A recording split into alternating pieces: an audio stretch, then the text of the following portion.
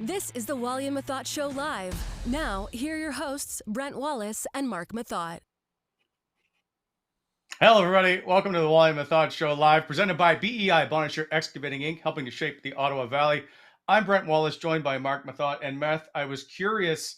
I didn't know if you're going to be able to get off the couch, if you're going to be suffocated in all those pillows. Oh, you saw that Instagram post. My wife has this thing, Wally, and it's the same with in our master bedroom on the bed. I counted it a couple weeks ago, and I think we have about 15 throw pillows, not including the ones you sleep with, covering the bed.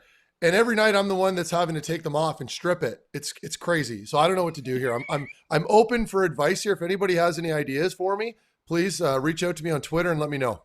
Yeah, look at that. That's embarrassing. I mean, you can't. And every night, you know, like we don't really, you guys know, like people out there who are parents know, you don't really ever sit on your couches during the day because you're so busy with your kids. But after dinner, that's when we usually lay down. And I have to like throw them all off the couch. She gets mad at me when I do that. And I'm like, I don't know where to put them.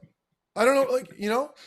So that's what I'm dealing with. That's actually that's a forgiving picture right there. Like it's typically, it looks bulkier and worse than that. And there's even less room. So anyway, I don't want to talk about my couches and pillows all day here, but this is the problem I'm dealing with at the moment.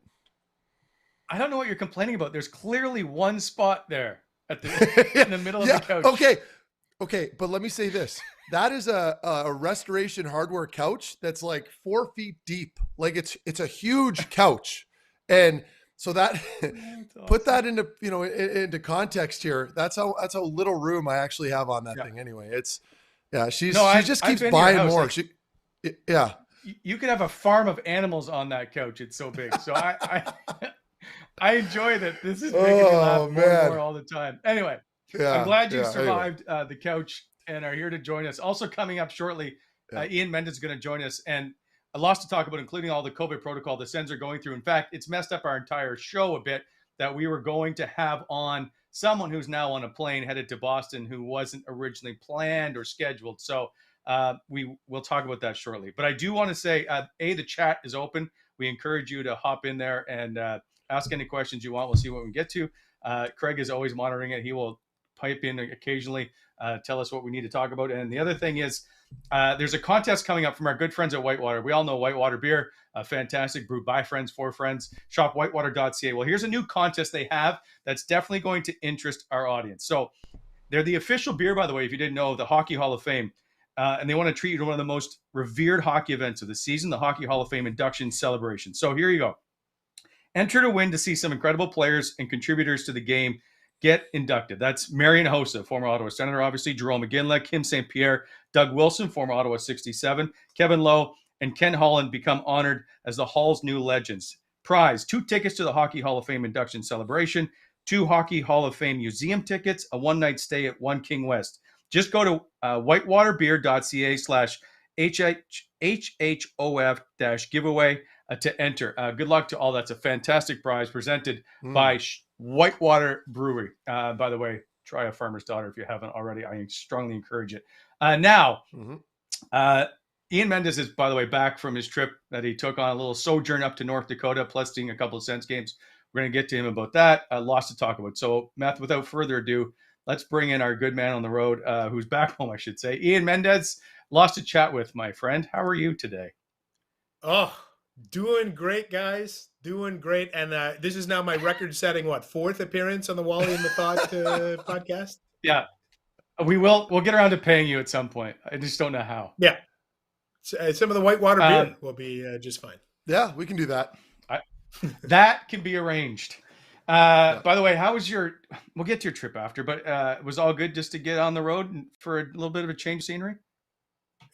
Yes and no. And I think the fact that this COVID story has kind of come out with the Senators, it really underscores the difficulty in traveling, if that makes sense right now. Like, I got to tell you guys, it was not easy. In fact, I was really high strung a little bit about this trip because this is my first time. I kept texting the guy who was on your show last week, Kyle Bukauskas, because Kyle has been over the border multiple times. And I was texting Kyle, I'm like, okay, so I need to do this. Yeah. Okay. Now when I'm on this side, I need to do this.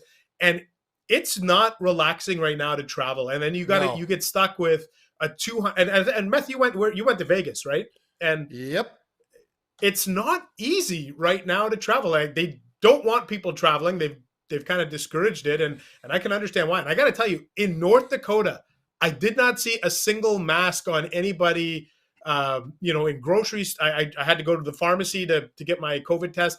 No, I was the only guy wearing a mask in there. So you understand the differences between what's going on in some pockets of the United States and what's going on kind of up here. And that's one of the things about this COVID protocol with the Sens right now is that they were really concerned going through Dallas, Chicago, Minnesota as a hot spots around the U.S. And now it appears that I think they were justified in their concerns, because now there are 5 guys, 4 players and a coach that are in COVID protocol. Gambrell, Watson, Connor Brown, Nick Holden, and Jack Campiano, the coach. Like it's got to be concerning as not only just that they're trying to play hockey games, but just trying to stay healthy, trying not to affect everybody, and just trying to navigate actual life at the moment. Yeah, absolutely. And I think what's really interesting in all of this is you got to remember all of those guys would have had just like me. So I flew home on Saturday. I had to present a negative COVID test with the PCR testing to allow myself back into Canada. All of those players and all the staff with Ottawa would have had to do the same thing. So it makes you realize that this is not a perfect system by any means. What I'm saying is there is clearly the opportunity for you. And again, but we don't know. Like, who knows? Maybe they got sick when they got back. We don't know. Like, so speculation is a fool's game when it comes to this. But it just shows you that you can still go over and test negative, come back, and then a few days later you've tested positive or have an inconclusive test. Yeah, it's concerning, and I don't know. Obviously, it's tough for the Sens to have to go through this, but now everybody's on pins and needles around the room trying to make sure everybody stays healthy. Like, that's just a message, or I guess it just seems like a bit of a disaster at the moment, trying to everybody to stay healthy for that team. So, which leads to everything that's going on right now as they get set to head into Boston. You got Igor Sokolov getting called up. Scott Sabourin's now called up. Erik Branstrom. There's a lot of news surrounding how this lineup is going to look tomorrow. We are excited to see Igor Sokolov make his NHL debut. Obviously a huge fan, a friend of the show. I'm hoping he takes the warm-up wearing a Wally Methot sweatshirt. I don't know that's going to happen. Like Scott Sabourin. So here's the lineup we've just kind of thrown together. I don't know if Parker Kelly stays there or Scott Sabourin plays. I'm assuming he plays 4th line right wing. Does Logan Shaw move around with Kelly? I don't know. And Erik Branstrom, where he plays on defense, I don't know either. But let's start, shall we say? Let's call this help wanted. Before all this, we thought it was just going to be Nick Holden out and Erik Branstrom come in, and everybody's excited to see now Erik Branstrom getting recalled. 63 NHL games, 2 goals, 15 assists, 17 points. Let's start with you, Ian, about seeing now Erik Branstrom getting his chance and a shot to make a difference. Remember at the end of training camp, DJ Smith, in my opinion, gave Erik Branstrom his most ringing endorsement when he said, we have 8 NHL defensemen on this team. Like, that, to me, that was the first time he really unequivocally gave a vote of confidence and said, this guy's an NHL defenseman. I think we can all look at it and agree he was sent down because he was the victim of the numbers game. He's the easiest guy to send down because of the waiver stuff. Well, now here's your opportunity. And I think Erik was a little bit frustrated. I think he was, and that's okay. I think you want to see some level of frustration from a player who gets sent down, right? You don't want to see them sent down and be like, oh, okay. Like, you want to see some fire. Like, and I know he switched his agent, and I know, but I think now is his opportunity. And it's sometimes you can't script your opportunity, and you'd like to think that the opportunity would have arisen because of poor play at the NHL level, coupled with great play at the AHL level from him, and he forced his way down. That's not what happened here. He's up because of a COVID situation with Nick Holden, but who cares how you get your opportunity? And now he's going to get his chance on Tuesday night. And if you're Bruce Cassidy in Boston, you're going to know that you're going to get the last change, and you're going to try to put that perfection line out there as much as you can against some of these deep pairings. So this is a great challenge. And I want to see the kid thrive. He's a really likable young man. I want to see him thrive. And I hope it's not just a 1-game cup of coffee. I hope it's a week or 2 that we get to see what he can do at the NHL level. Yeah. And to add to that point, Ian, and Wally, you might know this too. Does this mean now that all those guys are put in a COVID protocol, does that mean they automatically have to sit out for like 10 days? Is that what that is? Or no, I can try to answer that a little bit just based on what DJ Smith told us today. DJ said, okay, at least in the case of Connor Brown and Dylan Gambrell, those two players didn't necessarily have a positive test. It might have just been inconclusive. So he didn't rule them out for Thursday at home against LA. He just said they wouldn't play. But Holden and Watson, I think, might be in a little bit of a different situation. Okay, so they can technically hang on to Branstrom right now for at least the next foreseeable future, right? Like they have that excuse to hold him up top, being that Holden is currently out. Exactly. That's my read of the situation. Yeah.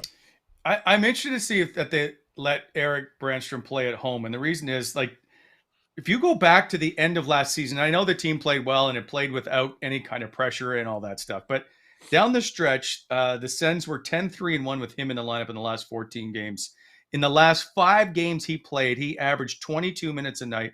He had 4 assists. So we've seen Eric Branstrom succeed, and I know he went into camp and he wasn't one of the best defensemen. And I know that we just heard Troy Mann in Belleville say he's not up to playing where they want him to be right now, and that he's struggling a bit in the AHL. So what kind of Eric Branstrom do we get to see in the NHL level, and is the pressure on him going to be significant? Meth, you know when you get called up that there's a lot of eyes on you watching every mistake you make.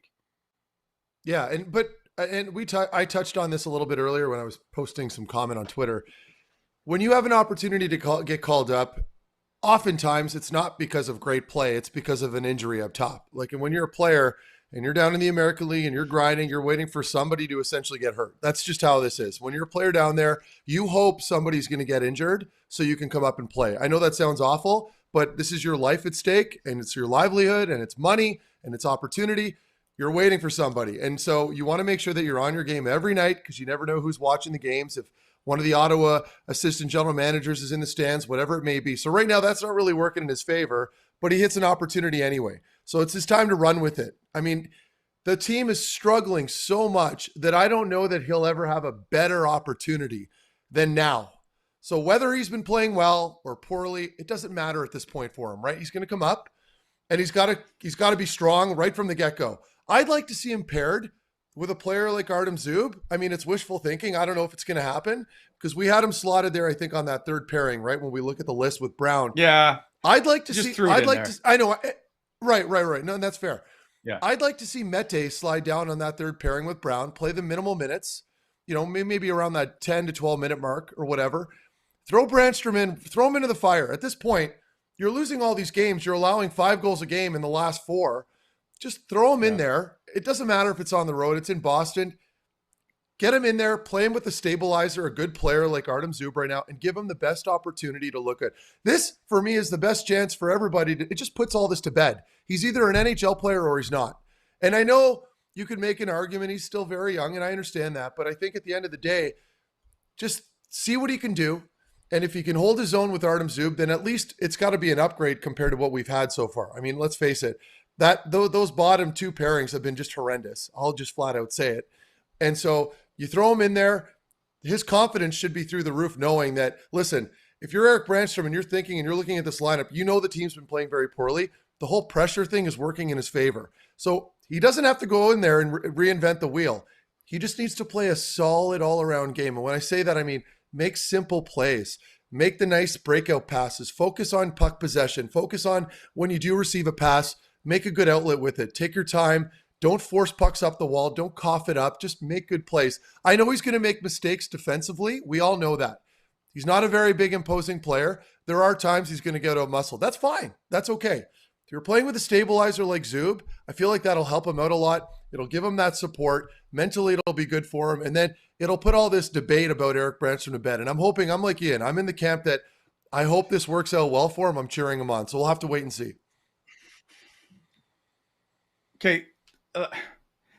Is this team, I don't know how to word this properly.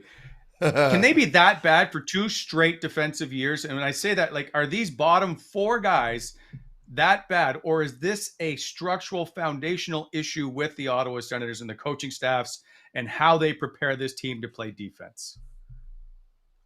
Ooh, that's the million-dollar question, right? It's one of two things, right? It's either a roster construction issue or it's a tactical issue. I think if you ask most people, they would say it's a roster construction issue, right? Like I think if you look around the league, like I think this team would have looked a lot different with a Ryan Graves or somebody else in the top four. We're having a different conversation here. But now you're asking some people who probably shouldn't be playing 19 minutes a night to play 19 minutes a night. And so I'm a believer that I think that, and I'm sure we'll get to my watching Jake Sanderson here. I think at some point this is going to be fixed. It's going to be fixed. But the problem I think that a lot of fans have is they've watched a lot of mistakes being made by guys who really aren't going to be here when this is going to be a playoff contender, right? I think everybody's willing to live with mistakes, and you'd be willing to live with if Branstrom's serving up some pizzas, okay, let's let him grow and learn. But when guys who 18 months from now aren't going to be here and they're the ones making the mistakes, there's not much of a palette for that in this marketplace. This is a very intelligent and patient fan base. They just want to see the young guys. Like everyone is just screaming for the young guys to play. And I think that's exactly what Eric Branstrom is. Yeah, I agree. Okay. So Mathen, you explain this to me. If we say the rebuild is over, which they should never have come out and publicly say, because it just adds to a whole lot of people just jumping on it. And I'm included in one of them because I think it was a silly mistake to make. Then do we play all the young kids and say, well, let's forget about the mistakes? The whole point was that we didn't need to play all the young kids and play mistakes and have mistakes because the rebuild is over and they've constructed a team that's now going to push for a playoff spot. That's not ever even close to happening right now. Yeah, well, and I guess to Ian's point, because I'm agreeing with him on this one for sure. I think ultimately it just comes down to what Ian just said. What do you want to watch out there? And what is the expectation level of the group, right? So as a management or, internally in the organization, what are you expecting of this group? I think the transparent truth to all this is that you just want them to be in contention for most of the year, right? You don't want them to be clear cut out of it by Christmas because you want to keep the fan base engaged. These are conversations that typically you won't hear from management openly in public when they're talking to the media because, it doesn't always sound genuine and it's kind of vague, but you don't want this team, like come Christmas time or the Olympic break, whenever it is, you want to make sure that your team is still technically in the mix so that there's still a lot of engagement with the fan base so that you're still filling the building with as many fans as you can. And if you lose all that interest because you're just playing brutal every other night because of a lot of vets that are in the lineup that maybe shouldn't be there right now or some glaring holes back there on the back end, that's going to frustrate people and people are going to start to just lose interest in watching the games or at least paying to go see them play, right? So people value their hard-earned money. And when you're paying $100 and whatever amount of dollars per ticket to go watch a professional hockey team, whether they're still in a rebuild or not, you still want to see them be competitive, right? So that's why I understand that they don't necessarily need to go get some rental top four defenseman. They're not going to win the Stanley Cup this year. I know that, but you also want the team to take a step forward this year. You don't want to take another step back where you're at the bottom of the basement going into the offseason going like, geez, like what did we really gain from this year? And then you're losing season ticket holders. You're losing money. So, winning is money. And so, I can't really communicate what I'm trying to say as eloquent as most people can. I'm not a writer like you guys or anything, but ultimately what I'm trying to get across is I still think they need to go after somebody. And I'm sick of them going after the 30-year-olds that can barely keep up. Like maybe you have to give up a little bit here, but there are players around the NHL in their 20s that still have a little juice in the tank that are going to be serious upgrades from what is back there right now. Go after a guy that has 2 years left on his deal that's struggling this year, but can still at least skate well and you can integrate him into the lineup and he won't be a complete liability every night. So easier said than done. I understand that, but I guess the big point I'm trying to make is you want a competitive team. You got to know what your expectation level is. I still think you go after a guy, stabilize that back end, maybe keep Branstrom up. We'll see how he does and things will be okay, but you got to keep the fans interested. That's the main goal here. Mendes. Well, you know that's a mouthful. What a great question, Mendes. I got to tell you, chime in? I think what's really, upsetting if you're an Ottawa fan, and this is a legitimate question. Have the Detroit Red Wings passed Ottawa in the rebuild? Like, is Detroit headed on a better path? And that's what's frustrating. Like, you look over there, you're like, hey, how come those guys are 6-5-2 or whatever their record is? That's what we thought Ottawa would be, or that's what we were told that they would be. So, and it's early in the season. I'm willing to be super patient, but that's what's frustrating. I don't want to look at Buffalo. It's a different situation. I look at Detroit and I say that they really bottomed out, and you see some of their kids coming in, and Lucas Raymond looks good, and boy, Moritz Seider looks like he could be a Norris Trophy guy 3-4 years from now. That's all you want, right? You want to see some on ice success, and it's being done by the young kids, and so that to me is what's frustrating as an Ottawa fan. You're okay. Yeah. No Ottawa fan came into this season saying we're going to be a playoff team. I think all of them said we're going to come in and take a step forward, and 10 games in, it's really hard for me to sit here and tell you that they've taken a step forward. That's all. Yeah, and to that point, it's like, sorry, Wally, I didn't mean to cut you off there. There's a delay. Nope. Are we having this conversation if we have a stable goaltender and a reasonably average defense core? Like, is this, you know what I mean? Like, because we have the forward depth, at least up front. Like, look at our top line. You know what I mean? So for me, it's like the glaring obvious truth here is that the back end is a disaster. And when you're not getting your forwards the puck, or when you're not keeping the puck out of your own zone, you're just exhausting all your time and energy defending every night. And so, your offensive production is going to go down significantly, which it has been. You're not going to get the same chances, and the morale goes down too in the group, right? Because it's demoralizing as a player when you're a relatively good player on a team, but you're probably going to have a tough time winning games because of certain issues that aren't being addressed. So I guess that's my question is, are we having these conversations if there was a more stable back end and goaltending? I don't know. I guess I know we're not very deep on those bottom two lines up front, but they're still competitive to a degree. But the back end's a mess. I keep harping on this because I think that would turn everything around. So why is Gus on the bus back to Belleville? Is that just so they can get Ian guys to answer up here that. Out of COVID? I'm hoping that this is a COVID protocol and they need a space on a roster, because there's no other way based on the numbers he's put together. The Sens have 3 wins on the year. He has 2 of them. He's got a .911 save percentage. He's done, I think, what they've been asked of Philip Gustafsson. So why is he out of the lineup right now, Mr. Mendes? Boy, you know what? And as you say this, I feel like I dropped the ball today. Like DJ Smith, excuse me, had a media availability where he took some questions. That would have been a smart question for me to ask. Can you walk us through the decision to send Phil Gustafsson down? Because you know what? If you're gonna say that this is a meritocracy and people play based on merit and the best players play, it's hard for me to sit here and tell you that Phil Gustafsson shouldn't be one of their 2 goalies, if not the starting goalie. So you know what? I absolutely unequivocally dropped the ball. Like I don't know why I didn't think of that question or didn't ask that question. You need me there. So yeah, exactly. So if you're like, here's how I always view the goaltending position. I'm not so big on who's number 1, and because sometimes we put labels on things. The better question to ask: you got 1 game to play tonight, and your house is on the line, your mortgage is on the line, or whatever. Who are you starting? Yep. I'm starting Philip Gustafsson tonight if I have all of my belongings on the line. Now, that answer might change 2 weeks from now, and it might change 4 weeks from now. But in the here and the now, for me, amongst those 3 goalies, it's Philip Gustafsson. Yeah, I agree. I completely agree. Completely agree.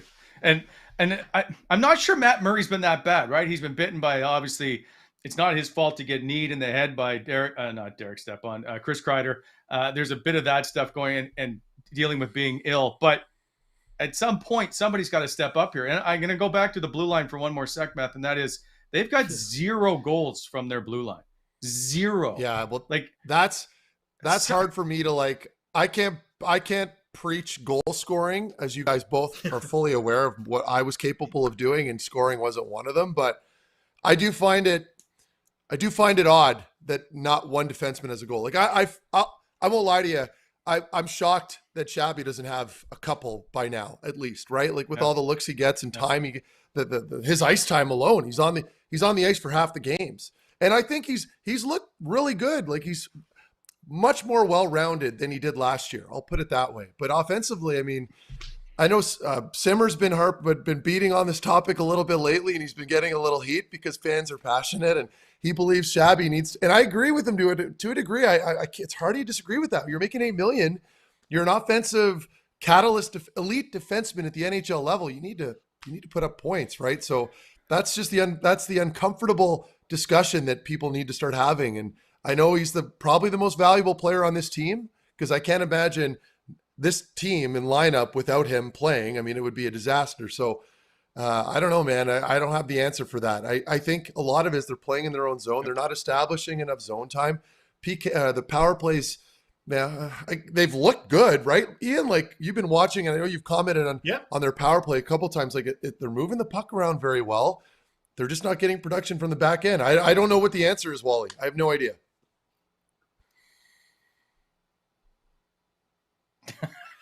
Are we all on a pause? Okay, let's take a break. Let's take a break, and we'll be right back. Okay.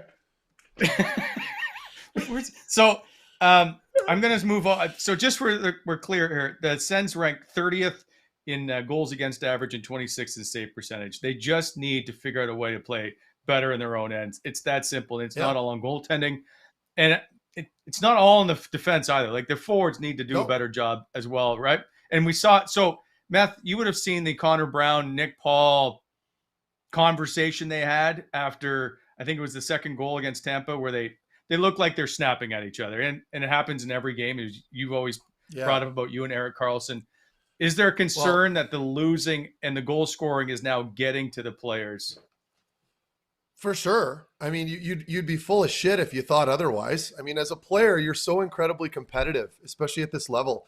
And I mentioned this earlier. This is what, this is their livelihoods, and numbers matter. All that matters. Winning matters. When your teams don't win, they blow up rosters. And if you're like a fringe guy, or if you're, finally getting a little success on a team, and you want to continue that, you don't want it to fall apart, because you never know where you'll end up next. And Connor Brown's a very passionate player. He's a great leader on that team. And I love that. I don't like that on the ice. I think there's because I used to deal with this with Erik a little bit. There were times where he'd start yelling at me on the ice a little bit if I wasn't getting him the puck, or maybe on any given play, I didn't go over to him right away. And I'd tell him on the bench, like, dude, I'm going to strangle you if you do that again on the ice. Like, you can't yell at me on the ice when there's cameras on us and there's fans everywhere. Like, it's not a good look. I don't think that was a very good look, because what happens? TSN focuses in on it, and it becomes a talking point. Here we are, three pigeons talking about what Connor Brown did, in last game. And so, sorry, and Wally, I don't mean to call you guys pigeons, but so my point is, you have to maintain a good attitude, particularly if you're a leader on that team. You cannot be doing that. It's dramatic. It doesn't look good, and it's contagious among the group, right? The younger guys see that and they think, oh, okay, that's okay to do that. I'm going to do it next time so-and-so doesn't get me the puck. So, I love the chemistry between those two. And I think that's also why they're so comfortable and able to kind of get on each other. But I'd love it if they did it, maybe on the bench or in between periods. I got to ask this question to Meth. What's worse from a player's perspective? A guy chewing out his teammates in front of everybody, or a guy who's open and is slamming his stick saying, hit me with the beaver tail. Yeah, the beaver tail. And Erik did that too. He did that too. Like, to no avail. It got to the point where I wasn't even looking anymore. I just throw it across the ice to him. Like, just take it. You know what I mean? But there's nothing more disrespectful than hearing that stick slapping on the ice when you have the puck. It's just like, come on, man. Like, we're all NHL players here. I know you're open. Like, you'll get it if I think you should get the puck. But yeah, I'm glad you brought that up, Ian. I'm feeling like these weird PTSD feelings from like when I used to play with Erik, and I'd hear that beaver tail hitting the ice. Yeah. Not good. Wasn't Mike Hoffman one? No. Did Hoff do it too? I want to say he did, but maybe I'm wrong. Maybe he just held his stick up. You know the one I'm thinking of? Shane Prince. Do you remember this, Wally? No, he didn't. Shane Prince. No. I want to say did the old at the NHL level and was like, and was like, I'm open. Oh boy, I'm like 99% sure it was Shane Prince. Really? Yeah. Yeah. Well, I remember him playing zero NHL. You brought up Hoff. Yeah, I know. I was gonna say just very quickly. Did you guys see the Hoffman clip of him straight-legged it back into his own? Yeah. Like, and he may not have actually reached whoever it was that was going towards the empty net, but like it looks so bad on camera, doesn't it? I mean, when you're watching that, the lack of effort, and the fans had a field day with him. I feel bad because I like Hoff, but anyway. Yeah, that's a tough one. I want to move on to Igor Sokolov, who's going to is expected to make his NHL debut. This brought to you by sportsinteraction.com. Go to sportsinteraction.com/Wally Methot. Get in on all the action. They have Canada's best odds. And speaking of odds, I want to see, do you guys think if Igor plays, does Igor Sokolov pick up a point against the Boston Bruins tomorrow night? Ooh. First of all, can I ask, was Igor Sokolov scheduled to be a guest on this very show today? So here's what happened.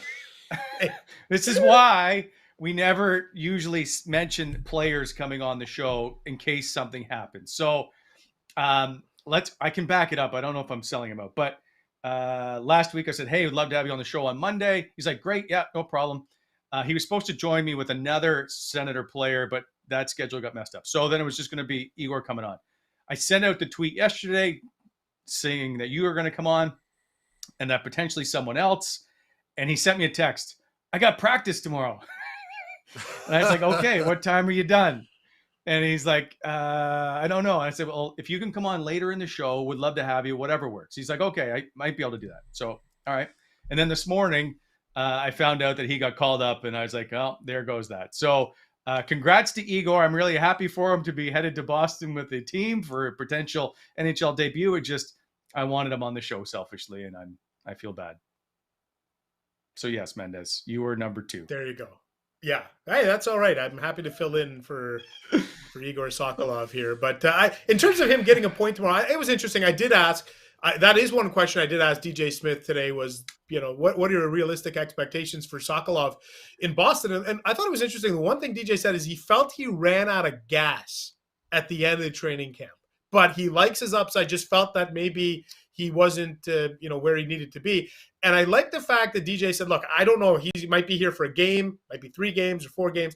And he made the comparison to Drake Batherson and said, remember when Drake first came in the league, he got a couple of little games and snippets here and there, needed to go back. So that's their feeling here on Sokolov. He'll come up, he'll play, let's say he plays 3 games here, 4 games to the end of the week. I think they got Calgary on Sunday.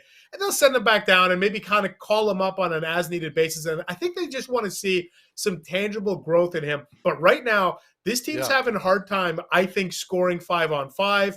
They're not going to have Connor Brown, who obviously scored a really nice goal on the weekend too. So he's going to probably get some looks. Like if you're calling Igor Sokolov up, I'd like to think he slides into a top 6 or a top 9 role. You don't want to see him buried on the 4th line, getting 8 minutes on Tuesday night. Yeah. Yeah. And to I think he's going to be flying. I agree with both of you. I sent him a text this morning, just kind of sort of congratulating him because I saw him the other night during the game. He came right up to me on the set and just in his tracksuit, around a bunch of fans. I don't think people recognized him, but he was talking to me, and I sent him a message this morning, and I told him my issue when I was in his position as a younger player was I always had way too much respect for some of the opponents. I don't know that I was starstruck as a call-up sometimes, but you know what it's like as a young player. You come in and, you see Nicholas Lidstrom across, Detroit was in Columbus's division, and I'd see some of the Detroit players, and, you're kind of like, oh my God, and you get lost in the moment a little bit, and you lose a little bit of focus, and you're playing a little more hesitant. So I told him, don't respect any of your opponents. You belong here. That's why you're being called up. Make sure you play your game.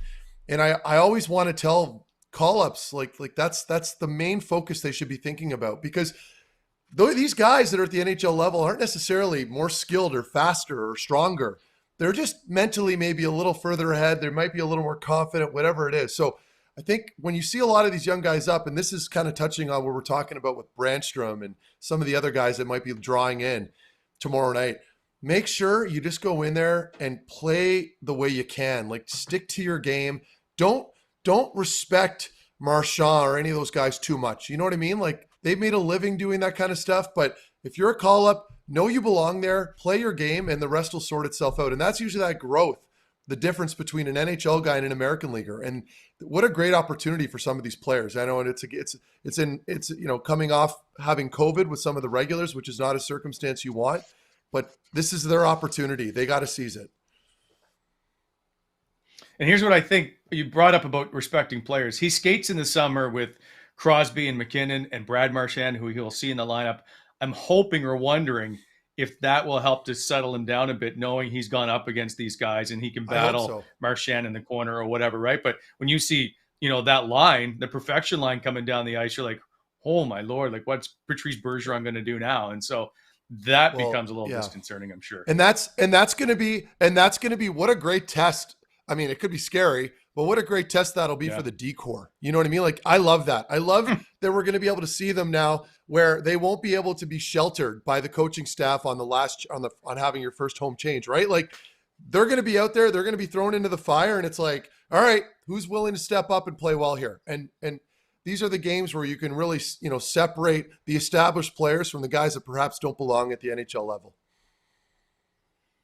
I don't think DJ Smith feels the same way about the challenge. I don't think he's looking forward to it the same way you think they are.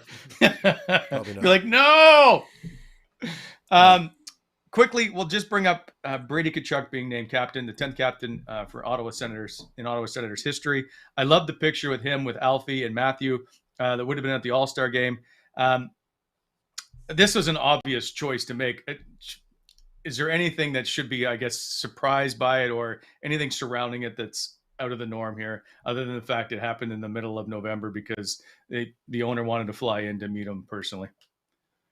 You know what? I think, first of all, can we talk about how there's a photo of Matthew and Brady Tkachuk as kids for like every situation? Like, literally, like these guys are like everything. Here's them with Barack Obama. It's like, what is going on here? Like, these guys are with everybody. Like, so you know what we should do? We should Photoshop every, here they are with the George Washington at the inauguration or something ridiculous. Like, there should be photos Photoshopped for everything for them.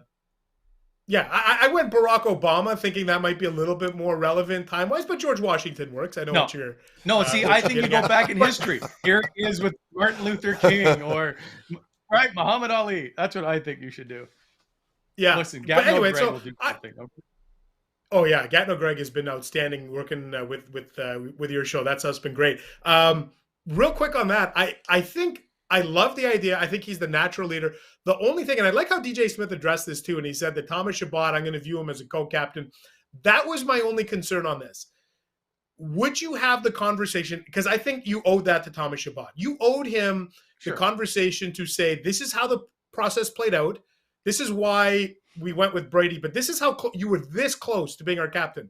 And as long as you sold that to Thomas Chabot, then I got no problems. If you didn't, and it sounds like they had the conversation with him, and so I think it's fine. And I think to me, it was the right choice. It wasn't the only choice because I would have been fine with Thomas Chabot as the captain too, but it was the right choice. Yeah. And as long as you had that convo with number 72, then we're all good. And it sounds to me like they did.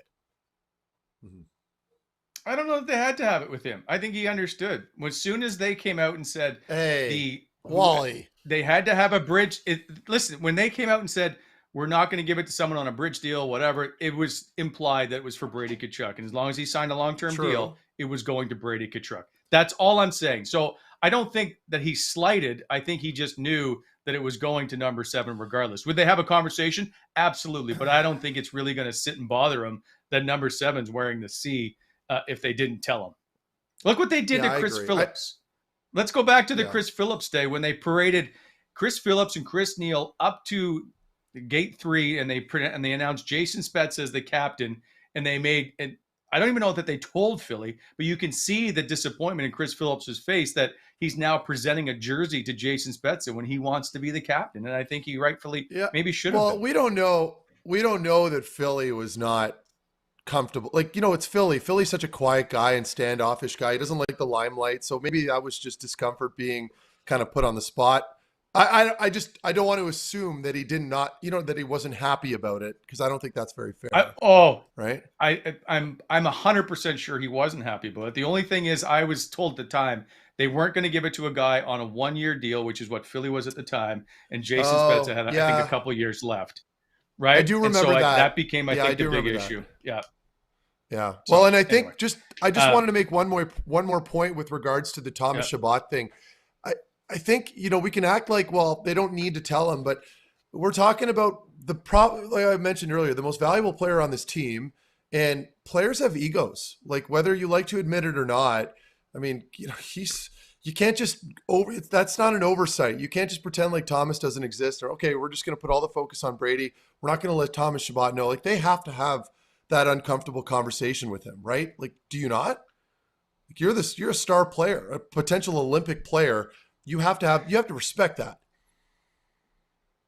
Sure. I just don't think that for Thomas Chabot, who we know pretty well, is not, I just don't think he's sitting back either pouting about it or giving it a whole lot of second thought. I just think he knew. I think it would be at the back of his head. I think it would bug him a little bit. I know that him and Brady are super close, but I don't know. I don't know that he would just brush it off like it was nothing. But anyway, I guess that's debatable. We don't really know what they're thinking unless we ask them. Yeah.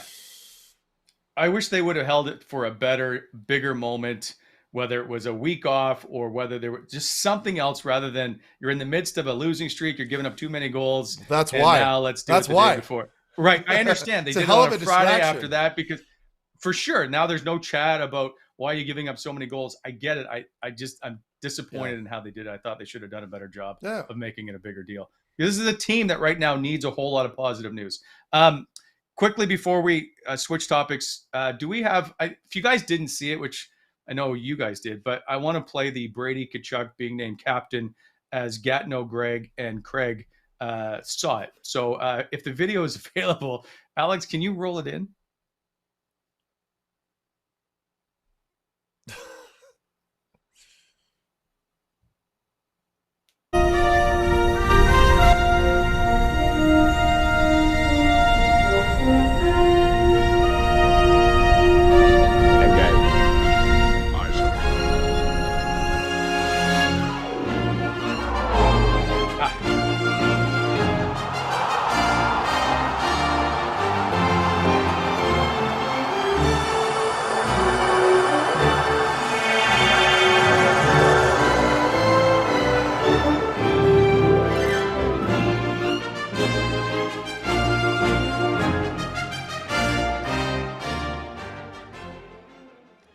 Who needs audio? I will say, people got mad that we used two different Star Treks, like this is a joke, people. This isn't real.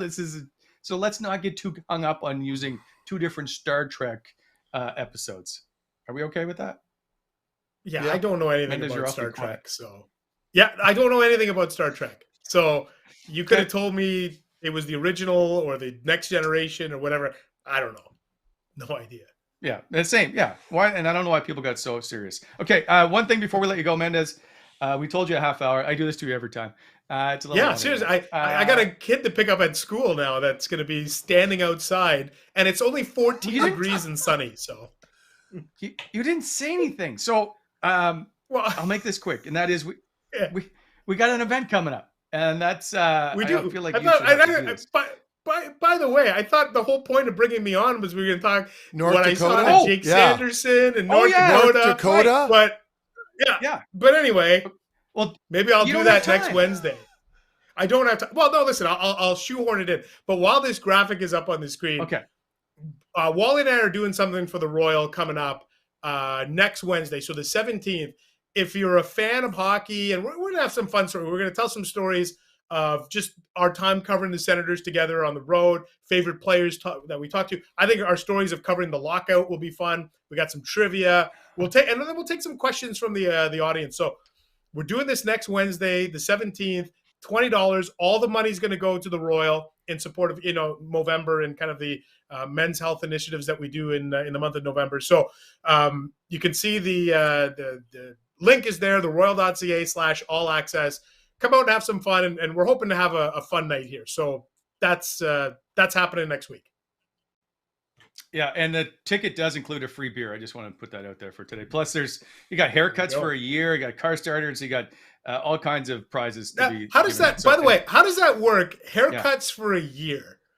Like, does that allow me to go every 2 weeks for a haircut, or do I get 12 haircuts? I saw it somewhere. Like, how does that? I think it's 12. That play itself out? 12. Okay. Yeah. No, that's good. Okay, that covers a year. Yeah. I think it's 12, but I can't remember. So I was just curious how haircuts for a year work. One for a month for 12 months. There you go. There you go. Finally, quickly, can you tell me how Jake Sanderson looked? And can we preface this by saying that he's not the second coming of the greatest defenseman to ever play? Like, there's so much pressure, I feel like, that's being placed on Jake Sanderson before he even plays a professional hockey game, that he is, if he doesn't play out of this world, everybody's going to be down on him. Yeah, but you know what, though? I thought it was really interesting, and I got a lot of time with him and with Tyler Clevin. Like, Jake was really unaware of all the stuff swirling around in Ottawa. I was like, hey, like, you realize how excited people are for you to come? And he was like, oh, wow, really? And it was like, he was like, oh, shucks, that's cool. Like, guys, but I can't stress this enough. Watching him, and I rarely watch hockey games as like with like a scouting, like, you know how like the Simmers of the world, or even Meth, probably when you're doing broadcast, like you're watching things from like a scouting perspective. I don't do that very often, but I did. And all I did was focus on Jake Sanderson and Tyler Clevin. I got to tell you, Jake Sanderson's the real deal. Like, and I'm saying this, like, it is something else to watch this guy. And he didn't even have any points when I watched him play. So smart, so smooth, so skilled. Like, you're going to love him. You're going to love him. And he told me his plan is to come here at the end of the year. That's the plan.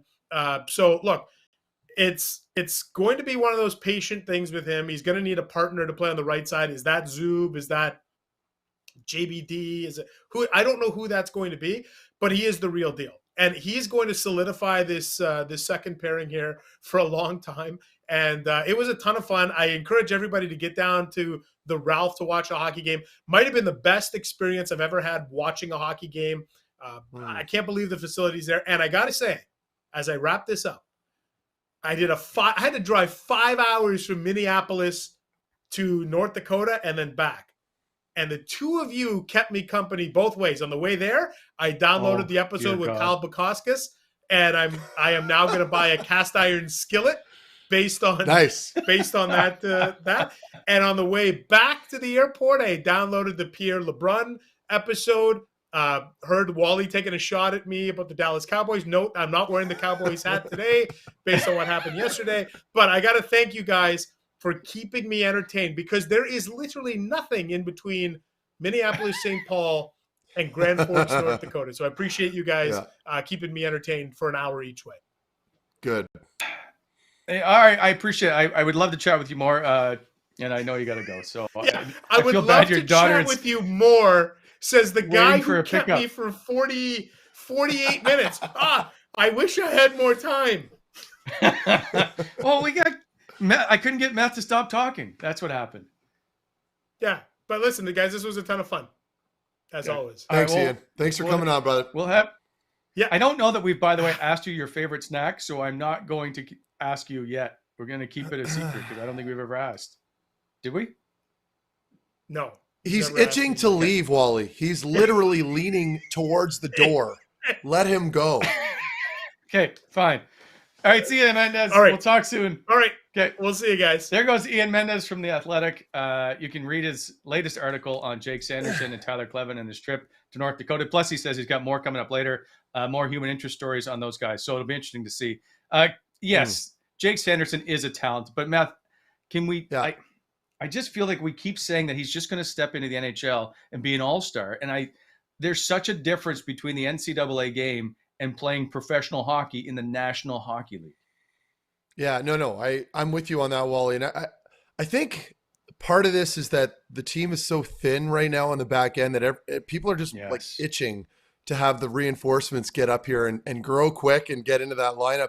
He might insert himself into the lineup and have a bit of a Shane Pinto effect like he had last year, where, you're running on adrenaline and you get that instant like infusion where things are just going for you as a young guy. That happened to me my first time getting called up, where I finished the last 20 games of the season with the Columbus Blue Jackets, and I played pretty darn good hockey.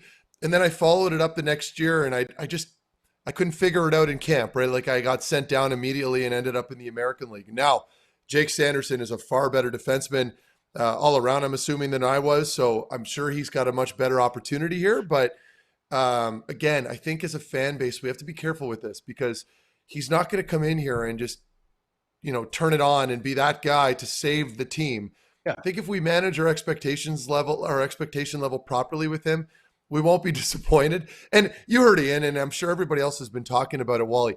He's obviously an exceptional defenseman. And I think it's the team's responsibility to be very careful with this because you don't want to bury him and bury his confidence by throwing him into the fire right away where, it'll affect him for a long period of time. So I think, if he comes in and he's ready and it sounds like he's very confident, eh? Like when you hear these quotes coming from Jake Sanderson, that he's looking forward to joining the group at the end of the year. Like that tells me that he wants to be here and he's not shy and that he's very confident. So those are good signs. But again, I haven't seen him play. Like I don't know what he can bring to the table other than all the clips and highlights I've seen online. So we'll see. Quickly, how do you see this week shaping up now that there's so much going on surrounding this team? Like they play at Boston, home to the Kings, home to the Penguins on Saturday. This is it's a tough week. It's a tough month, no question. How do you see this playing out? Well, you can look at all these teams, Wally. We talk about Boston, LA. Like we're looking at their schedule in the foreseeable future, and you try to find the games that are winnable. And with a group like Ottawa right now, they're pretty hard to predict. I think every game is going to be a challenge for this group, right? Like this group can't have an off night and get away with a win. Like the elite teams at the NHL level can rely on the odd couple players and some goaltending, and they'll steal a whole bunch of wins here and there, only because they have so much depth. Ottawa can't get away with that. So for them right now, I think if I'm looking from a scouting point of view, if you will, and I'm watching these games, what I would like to see them do is just clean up their own end. And when I say that, I don't expect all-star type defensive plays. I just mean when you have the puck in the corner, get a clean out, try to make a clean pass, use a lot more of those 10-foot passes instead of the home run plays. I see a lot of that in Zub and Shabbat when they're playing together. I know I've been talking a ton about defense. It's almost like, that's all I seem to want to talk about, but I think it's so important right now with the way they've been struggling. When I'm watching Shabbat and Zub in the neutral zone on transition plays and even in their own zone, they're not looking for home run plays. If you pay attention to Zub, when he picks the puck up on a neutral zone transition, he hits the low guys that are coming in that are maybe 10 feet away from him. He makes those simple plays, and it looks easy. It's a lot more difficult than it looks. But I think if the group can kind of grab a little bit of that and apply it, I think we're going to see a much different game moving forward. But we go back to the big point here, Wally, and I think it's a personnel issue. I really do. I think right now, you can try to scramble these bottom pairs and mix and match as we've seen, with the revolving door of D-men coming in and out of the lineup. There's no stability. And so that's really hard to get any traction out of those guys when they know that if they have a couple mess ups here and there on the ice, that they're potentially going to be out of the lineup for the next game. That is very difficult to play through. So I wish I had a crystal ball and I could tell you exactly what they needed to do and where they're going to get their success. There's some winnable games coming up. To me, there's nothing guaranteed with this group at this point. I just want to see some consistent play, win or lose, out of all of them. Tim Stützle continues to. Yeah. I don't know if the term is it struggle because we look and see that he doesn't have a goal, or is he playing well enough to play more minutes? Where do you see his game at right now?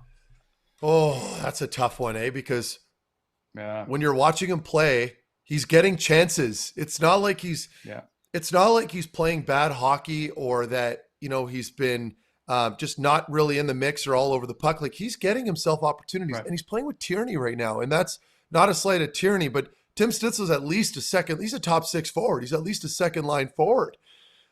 I'd like to see them move up. I'd like to see him move up into that second line. I don't know how you fit him in, if you move him at center or where you put him.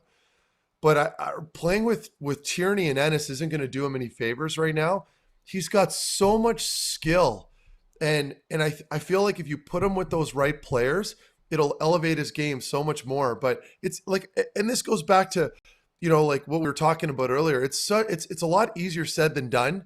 I can talk about the best case scenario and where I see him fitting in the lineup and bump him up somewhere, but there's a lot of variables that are involved there. So if we're looking at just the individual and forget about who he potentially should be playing with, I don't know that there's a lot of changes that need to be made there. I think I'd like to see him be a little harder on the puck in the D zone. I've noticed that when he gets his offensive opportunities, he does some really cool stuff with the puck, right? Like he's very creative. He's got unbelievable speed. I never realized how great of a skater he was until I was in the building and watching him live. Man, he can wheel. So the speed is there. The puck handling ability is there. He's got a really good shot. I think that we're seeing him force plays every now and then, and I think that's because he's probably starting to get a little frustrated. I don't want to see him frustrated too much, not moving forward at least. I'd like to get that out of his game where maybe you bump him up onto that top line somewhere or maybe on the second line, but I don't know where he slots in and who you'd have to interchange with him because I know not a lot of people are comfortable with him moving to the center only because he's so young, but I mean, it's not an easy decision. I know. Yeah, it'd be interesting to see how it plays out because one way or another, he's gonna score at some point. You just got to see if that's enough to continue that momentum, right? He just feels like he just needs one to start, and then everything will come. But if you look back at his end of last season, like he went down the stretch like 20 some games without a goal, right? Like, is there not a concern, but what is it about his game perhaps that's struggling right now? Is it just trying to figure out his way? Yeah, well, and that just goes back to my original point that I made earlier, Wally. You need to play him with players that are skilled and are also creative and can finish. If you see him, like imagine what he'd look like with, and obviously you're not going to move Brady around, but imagine what he would look like potentially with Norris and Batherson. Now I know that's not saying very much because you could pretty well put anybody on that top line and he would probably get the odd point. Yeah. But a player like Stützle who has that ability to create a lot of really good plays just because of his skill set and his skating ability. I mean, I feel like you're not utilizing him properly enough on that third line. I feel like it's almost a demotion, but that's not a slight at the coaching staff because like them, I don't know what other options you have at this point. I mean, I think as a young player, you have to give him the opportunities, but he also has to produce. It's also your job as an athlete to put the numbers up, and he's not doing that right now. I will leave it at this, and I know I'm repeating myself. He's getting opportunities. Now, if he wasn't getting any looks at all, we'd have a serious problem here. But I don't think we're at that point yet where, like, as opposed to like comparable to like a Montreal where they had to send Cole Caulfield down because it really wasn't working for him. I don't know that we're there yet with Tim Stützle. He's very much an NHL player. You just got to put some good players around him. Okay, and I'll make this quick. If the team goes off the rails and is now sitting at 5-21-4 or something ridiculous, do you send him down just to get him out of the misery that's in Ottawa? Would that be an option? That's a tough question because I used to be a big believer in that, Wally. Like I used to be all about that because that's what I went through. That's what allowed me to get better. Like coming up to the NHL, I needed those 3 years up and down playing in the American League to figure it out, right? And so God knows I'm all about that. But in his case, and mixed in with today's NHL, with how young it is now and how skating driven it is and skill based, I don't know that it'll benefit him that much because the AHL is such a chaotic league. It's not now. Right. I think it's geared more for forwards that are skilled because you don't really rely on the on the structure. Whereas a defenseman like me, if I were to play at the American League level, I'd be lost because and I experienced it when I was sent down for that one game when I was hurt with Ottawa, where I went down to Binghamton and I was like -3 that game. I know we've talked about it on the show already, but it didn't do me any favors. And that's the point I'm trying to make. Whereas a player like Tim Stützle, I don't know that it'll benefit him a whole lot, but I mean, I'm also not an NHL executive, so maybe they're seeing something I'm not, but I just don't know that that'll help him out.